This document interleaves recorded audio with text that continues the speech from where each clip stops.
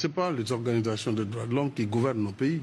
Non, mais elles sont présentes à l'intérieur de les organisations de droits de l'homme défendent... Elles représentent aussi des demandes de la population sénégalaise. Hein. La population sénégalaise de a des représentants à travers des systèmes d'élection clairs et nets. Ce sont ces représentations, ces élus, et à la tête desquels se situe le président de la République. Nous avons notre code de la famille.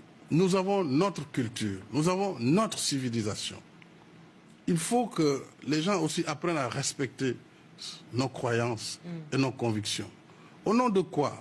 On doit penser que parce qu'ailleurs, on pense que l'homosexualité doit être dépénalisée, que ça doit être une loi universelle. Au nom de quoi? Au nom de quoi ça doit être une loi universelle? Il faut respecter. C'est un droit qui est considéré comme un droit humain élecmentaire par... Non, selon vous, c'est un droit... Écoutez, je dis il faut respecter, madame, le droit également pour chaque peuple de définir sa propre législation. Je ne vois pas pourquoi on doit nous imposer cette vision. Le problème, il est aussi simple. Mais nous avons des homosexuels chez nous. Ça veut dire qu'aujourd'hui, les associations de défense des droits des homosexuels au Sénégal auraient pignon sur rue, la possibilité de s'exprimer, la possibilité de faire campagne, par exemple. Ils sont libres. Ils sont libres. Ils sont libres de le faire. Sans aucune difficulté. Ça, je ne sais pas s'ils auront des difficultés ou pas. Pas avec le gouvernement, c'est sûr. Mais est-ce qu'ils n'auront pas de difficultés avec la société? Ça, c'est une autre affaire.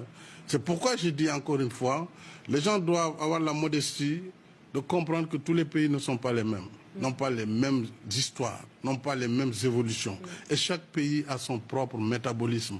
Et ça, on le voit aussi au plan politique. Alors, si la question de la liberté, de la dépénalisation de l'homosexualité se pose, enfin, vous l'avez réglé d'une certaine manière par une loi, mais ailleurs, ça prendra plus de temps. Donc, il ne faut pas essayer de transférer ces problèmes. Ce sont des problèmes de société. Donc, chaque société doit apprécier selon ses capacités. Quel est votre point de vue à vous? Personnellement, je pense que les gens, ils ont la liberté de faire ce qu'ils veulent, ça les engage, mais ils n'ont pas la liberté d'imposer aux autres ce qu'ils sont. Voilà le problème. Qu'ils soient homosexuels, c'est leur problème. C'est pas mon problème. Moi, j'ai pas de problème parce que... Ça peut ne pas être un problème du tout d'ailleurs, ni pour eux, ni pour vous. Mais pourquoi vouloir imposer à tout le monde que les homosexuels doivent défiler, faire des gays parades, etc. C'est cela le problème, parce qu'il y aura des réactions immédiatement.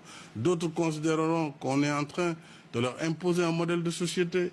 Et donc, les conflits naissent comme ça. Laisser les sociétés, chacune, absorber selon son niveau d'absorption. Mais ne pas essayer de forcer. Et pour la question du droit à l'avortement? Le droit d'avortement est abordé chez nous.